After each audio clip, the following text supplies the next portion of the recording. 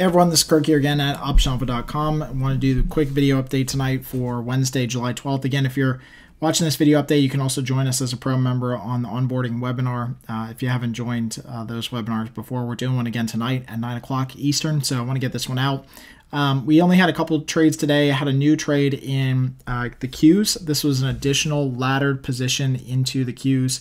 For the August expiration, all we basically did is just basically reselling some new strikes a little bit higher because the markets have moved a little bit higher, which is good.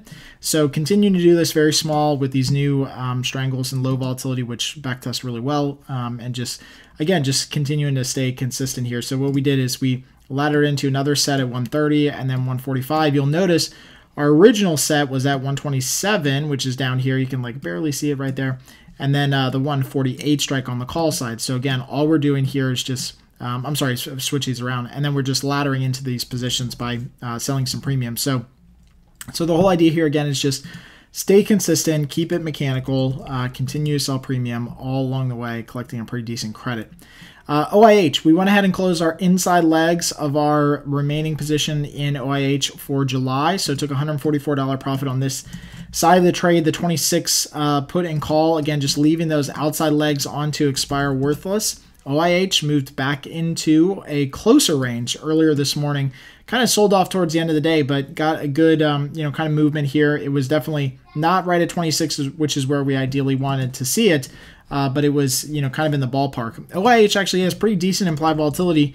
And so what we want to do is we definitely want to get into a trade in OIH in August. The Septembers, which I would actually like to do since they're in most cases like 67, 68 days out, they don't have them available for OIH right now. So I won't go too far out to August or to October. It's probably too far out.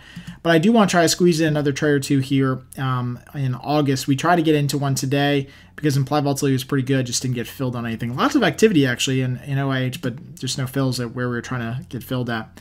Last one today is SLV with this straddle, at the money straddle. The reason that we did a straddle on SLV, even though implied volatility is low, is because you just can't make anything selling options out of the money in SLV. It's a low priced ETF, right? $15 ETF. And so we sold the at the money straddles. If you even go just 50 cents out of the money, you're collecting like 15 cents on one side and 11 cents on the other side. It just doesn't make sense to do. It's not, no, I said cents way too much, but it doesn't, rationally make it a good trade. I mean, you just really can't collect a lot of premium. So with SLV, you generally have to sell things at the money. It's just got to be, the way you go about it. In our case, and I don't know what this is, so let me try to get this thing off here. Did I hit the wrong button here? Okay.